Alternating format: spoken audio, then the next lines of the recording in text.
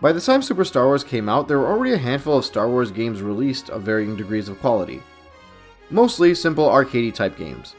There were some 2D platformers that made their way onto the NES, but based off what I'm seeing, they felt more like NES games with a Star Wars name rather than Star Wars games on the NES, if that makes sense. When Super Star Wars was released, it rectified that. Right off the bat, I will say that hands down, the presentation for this game is a dream for any Star Wars fan. And that goes double if you're a retro game admirer. The sprite work, the colors, and my goodness, the soundtrack is to die for. I mean, of course it is. It's Star Wars on one of the best retro gaming consoles from a sound perspective.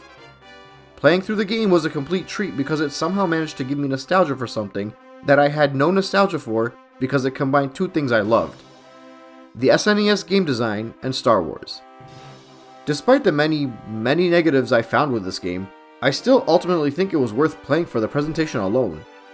Also, random note before I start really getting into the review, everything explodes when you defeat it, and it's kind of hilarious. It's almost as if this was Star Wars directed by Michael Bay. The game released in 1992 for the Super Nintendo, and not to be cliche, but it was more than just a video game. It was a bridge between the beloved Star Wars universe and the world of 16-bit gaming. Developed by LucasArts and published by JVC, the side-scrolling action game was based on the 1977 film and was known for its innovative blend of action, platforming, and cinematic flair. The early 1990s marked a pivotal era for video gaming, characterized by transition from 8-bit to 16-bit consoles. The Super Nintendo Entertainment System had just launched in North America in 1991, and developers were eager to explore the new capabilities of this advanced hardware.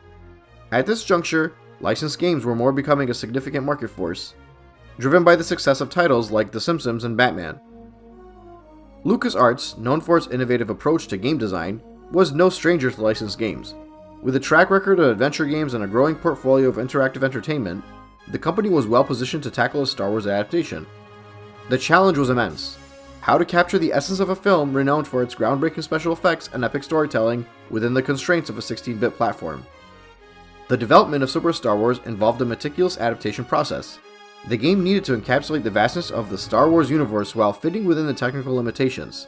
The developers drew on the film's memorable moments, crafting levels that would evoke the same sense of adventure and excitement experienced by the viewers.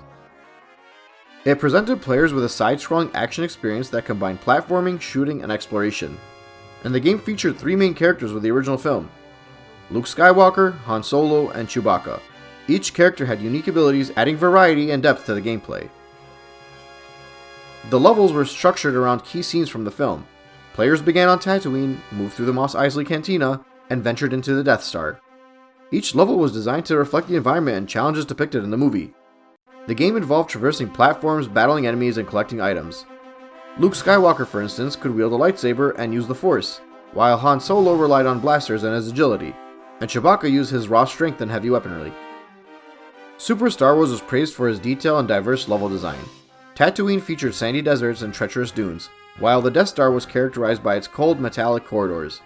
Each level was filled with enemies drawn from the Star Wars universe, including Jawas, Tusken Raiders, and Imperial Stormtroopers. The enemy design was a notable aspect of this game.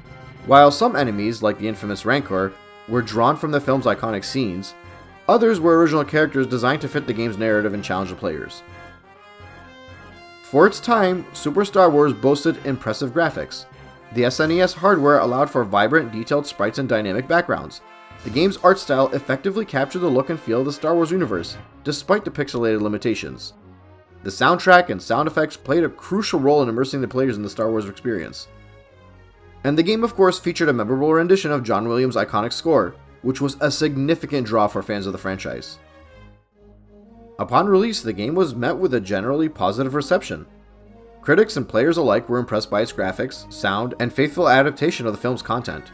However, the game also faced criticism for its difficulty and control issues.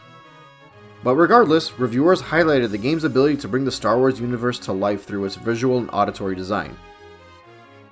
Despite the fact that the platforming sections and enemy placements were often described as frustratingly challenging, the limited continues and frequent respawning of enemies added to the game's difficulty, which some players found very off-putting, and still do to this day. But still, Super Star Wars was a commercial success, contributing to the growing popularity of Star Wars games.